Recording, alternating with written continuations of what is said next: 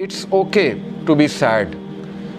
ہر انسان کی زندگی میں کچھ نہ کچھ ایسا ہے کہ اسے غم آئیں گے، اور یہ اللہ نے لائف کی نیچر بھی یہی بتائی کہ الذی خلق الموت والحیات لیبلوکم ایکم احسن عملا، کہ میں دیکھوں گا تم میں سے بہترین عمل والا کون ہے. کہ یہ اندھیرا بھی چھا جاتا ہے اور وہ پورا کا پورا چھا جاتا ہے، لیکن کبھی بھی اندھیرا پورا کا پورا نہیں رہتا ہے. صبح ہوتی ہی ہوتی ہے، کبھی بھی سچویشن سیم نہیں رہتی.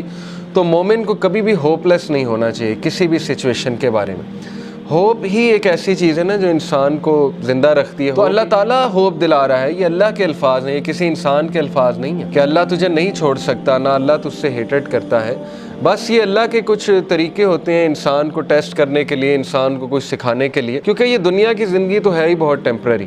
اصل میں آخرت کی زندگی ہے، وہاں پہ آپ کا ریوارڈ جمع ہو رہا ہے. اللہ کے ہاں دیر ہو سکتی ہے لیکن اندھیر نہیں ہے، ٹھیک ہے نا. اس کی بہت سی حکمت ہے اس دیر کی.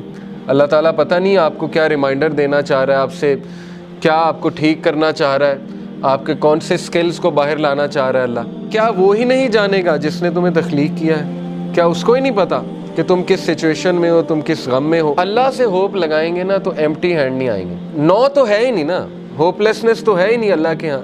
اس لیے یہ شیطان ہوپ لیس کرتا ہے بندے کو آ کے کہ جی تجھے تو یہ ملا ہی نہیں، پتہ نہیں اس کے بدلے اللہ نے کیا دینا ہے. تیرا رب تجھے اتنا دینے والا ہے عنقریب کہ تو راضی ہو جائے گا. جو بندہ خود پین میں ہوتا ہے نا، وہ پھر دوسروں کی بڑی زبردست مدد کرتا ہے. تو غم کو بری بات نہیں ہے، ٹھیک ہے نا. غم کو سزا نہ سمجھیں. غم جو ہے یہ تو روحانیت کی سیڑھی ہے. اس روحانیت کی سیڑھی پہ چڑھ کے انسان کا جو ہے وہ دل نرم ہوتا ہے، پھر وہ دوسروں کا غم فیل کرتا ہے اور پھر وہ دوسروں کے لیے کچھ کرتا ہے. دیکھیں نا، جن سے اللہ ناراض ہوتا ہے ان کو تو یہ سائن ہی نہیں ملتے، وہ تو فل مزے میں ہوتے ہیں. ان کو نہ کوئی مصیبت آتی، نہ کوئی پرابلم آتی. جیسے اللہ کے نبی صلی اللہ علیہ وسلم کو اللہ نے کہا کہ ان کا جو مزہ ہے، ان کا کھانا پینا، ان کی عیاشی آپ کو دھوکے میں نہ ڈالے.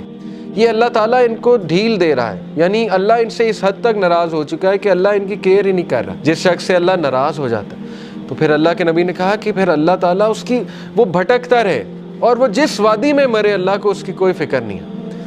یہ ہے اصل میں وہ شخص بدبخت. اور یہ کون ہے؟ وَلَا تَكُونُوا كَالَّذِينَ نَسُوا اللَّهَ فَأَنسَاهُمْ أَنفُسَهُمْ. کیا تو نے دیکھا اس کو جو اللہ کو بھول گیا تو پھر اللہ نے اس کو اس کا آپ بھلا دیا. اولئک هم الفاسقون، یہی تو فاسق ہے. تو اس لیے یہ مت سوچیں کہ اللہ نے آپ کو بھلا دیا. اگر اللہ کسی کو ناپسند کرتا ہے تو اپنے قریب کیوں لائے گا؟ مجھے یہ بتائیں، ٹھیک ہے نا. ایک بندہ کہیں اور جا سکتا ہے، کلاس میں آ گیا ہے، دین کا لیکچر سننے آ گیا، کیا یہ نشانی نہیں ہے کہ اللہ اس سے راضی ہے؟